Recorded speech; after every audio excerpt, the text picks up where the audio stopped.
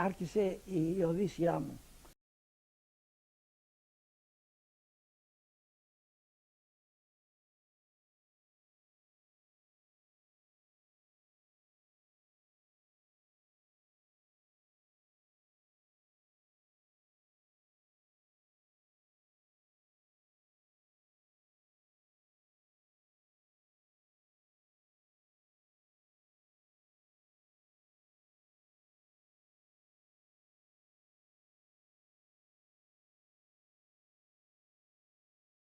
Ο γουλιάδος μου, ο Ερίκος ο Σεβίλιας, ο οποίος ήταν στο Auschwitz πέθανε με τον αριθμό. Ερίκος Σεβίλιας από την Αθήνα.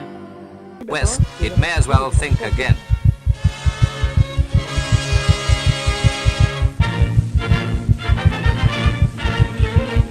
No capital city has suffered more terribly than Warsaw, now liberated from the murderous rule of the Hun in the very opening phase of Stalin's end the war offensive. This was the scene in Warsaw in September 1939, the first month of the war. Subjected to almost continuous bombardment by the Luftwaffe, the Polish capital with its 1 million inhabitants fought on against overwhelming strength for 3 weeks. Completely cut off, with supplies of food and water almost finished, with totally inadequate defensive equipment, a helpless target for Hitler's bombs and shells, Warsaw fought on till the 27th of September. Since the day of surrender, a blackout of total misery has enveloped the city, apart from flashes of news of appalling atrocities to illuminate its plight. In September 1944, when the Red Army captured the suburb of Praga, Polish forces of resistance were again fighting inside the city. Yet once again their struggle ended in failure, and only now, in January 1945, can Warsaw's liberation be acclaimed. This is how Moscow celebrated the triumph of the Red Army.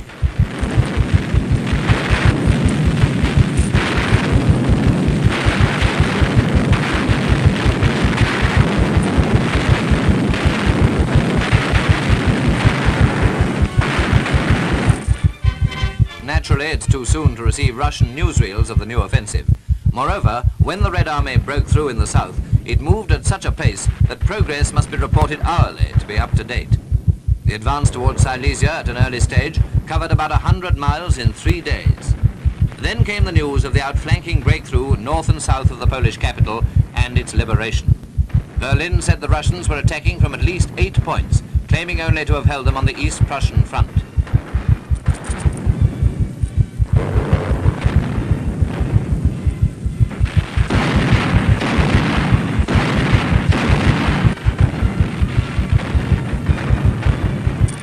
News of prisoners taken was by no means prominent at this stage of the offensive, but we may certainly expect to see pictures reminiscent of the great Stalingrad victory, when the defeated Huns were marched away into captivity in their tens of thousands.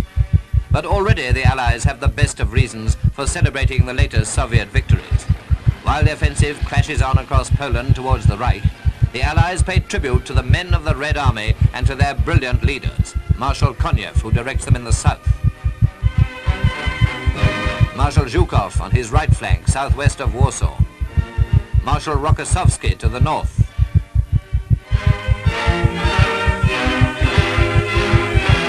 and Stalin himself, the great marshal of the whole Soviet Union.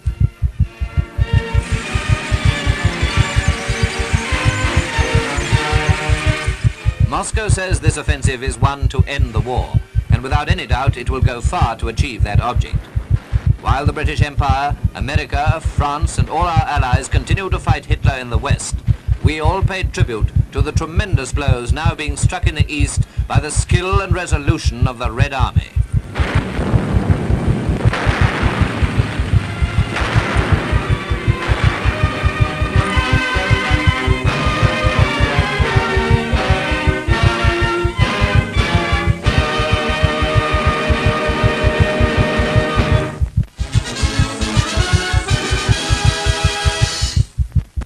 Μετά πήγαμε στο ψήρι, στο πατρικό σπίτι.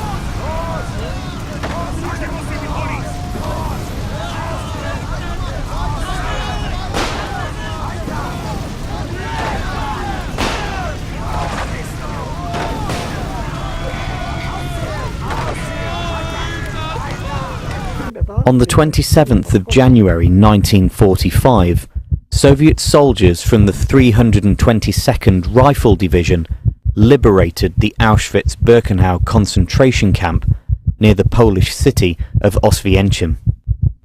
They met some resistance from the remaining Nazi troops in the city, but by 3 p.m. had captured the main camp and Auschwitz II Birkenau. By the end of 1944, the Soviet Union was making significant gains against the Nazis on the Eastern Front. As a result, SS Chief Heinrich Himmler ordered the end of gassings across the Reich and the systematic destruction of written records. Approximately 65,000 prisoners were evacuated deeper into the Reich between August 1944 and January 1945, but tens of thousands of prisoners still remained in Auschwitz. Therefore, on the 17th of January, at least another 58,000 inmates were sent on a death march under armed guard. Of those who departed, around 20,000 made it to the Bergen-Belsen concentration camp in Germany. This still left more than 7,000 prisoners behind in Auschwitz because they were deemed too weak or too sick to complete the march. Meanwhile, the Nazis continued to destroy evidence of the crimes they'd committed in the camps by blowing up or burning many remaining buildings, including the crematoria. Remaining SS troops were ordered to kill the remaining inmates, murdering over 600 of them before the Soviet forces arrived. However, due to the quick progress of the Red Army, some buildings, as well as thousands of inmates, survived. After the liberation, hospital facilities were established at the camp to provide medical treatment for the survivors. 2 years later, on the 2nd of July 1947, the Polish Parliament passed an act that turned the camp into a museum. A rare surviving witness to the horrors of the Holocaust. Ivan Martinushkin was a young soldier in the Soviet army that liberated the Nazi death camp at Auschwitz 65 years ago. The memory still fresh in his mind. We saw emaciated, tortured, impoverished people. Those were the people I first encountered. We could tell from their eyes that they were happy to be saved from this hell, happy that now they weren't threatened by death in a crematorium, happy to be freed. And we had the feeling of doing a good deed, liberating these people from this hell. As the Soviets approached the Auschwitz concentration camp complex in mid-January 1945, Nazi SS officers forced nearly 60,000 prisoners to march west.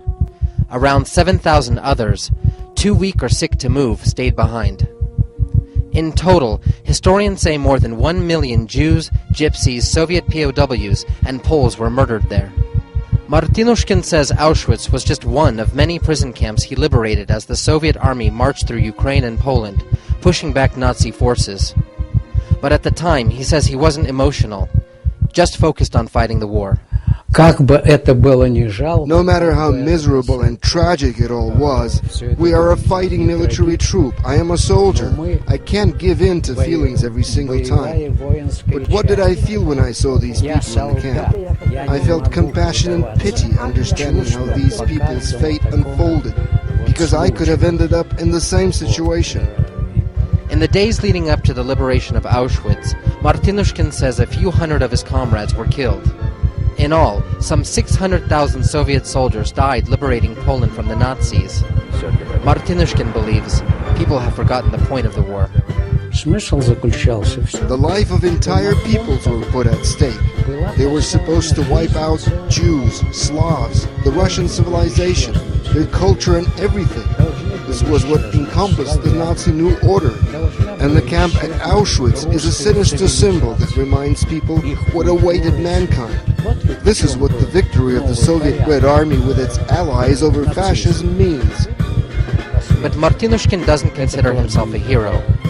He says he was just doing his job.